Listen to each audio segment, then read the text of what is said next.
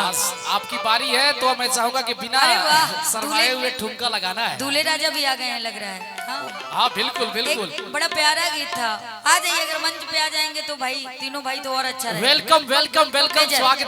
Major और मैं चाहूंगा कि एक जोरदार ताली होनी चाहिए कि नए नवेले जोड़े के जीवन की शुरुआत करने के लिए हमारे भैया के लिए और इनके तमाम बारातियों भाई के लिए जोरदार ताली होनी चाहिए। जोरदार ताली, दोनों हाथ उठा के। बहुत बहुत शुभकामना हम तमाम कलाकारों की ओर से भैया। इनका तो नाम हमको पता है, आप दोनों का। हेलो भैया।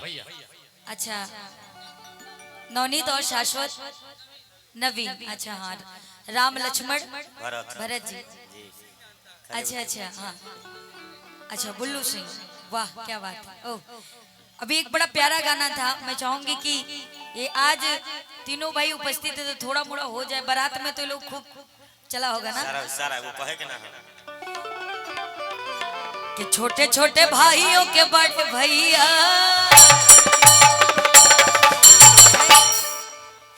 अभी होली भी आने वाला है, बड़े अच्छे समय पे आई हुई हैं भाभी जी। भाभी के संग होली में रंग गुलाल उड़ाएंगे, आएगी जब जब दिवाली मिलकर दीप जलाएंगे। और थोड़ा सा डांस करना तो बनता है, ठीक है। कि चुन्नी ढिकी कर देगी छैया, चुन्नी ढिकी कर देगी छैया, आएगी बन के पुरवैया। चुन्नी ढिकी कर देगी छैया, आएगी बन के पुरवैया। छोटे छोटे भाइयों के बड़े भैया आज बने हैं किसी के सैया। नगाड़े बजे सहनाइया, झूम के आई आंगन घड़िया।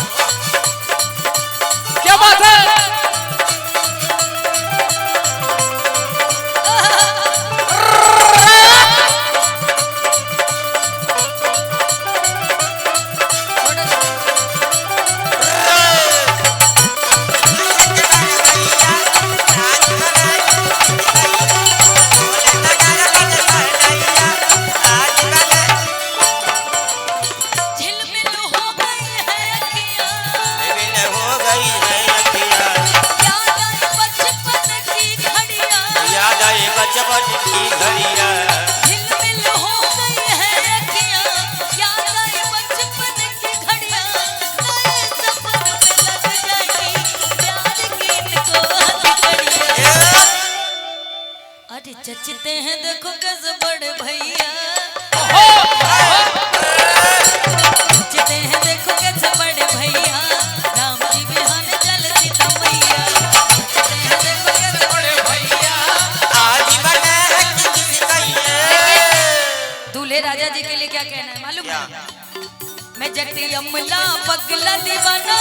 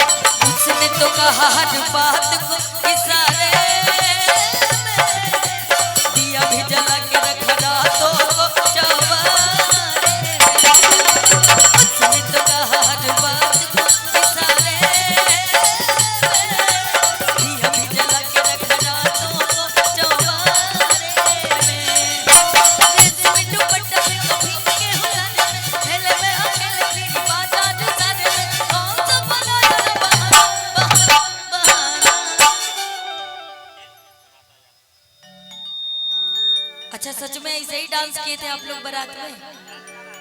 ऐसे ऐसे नहीं किए थे ना? भोजपुरी गाने पे किए थे?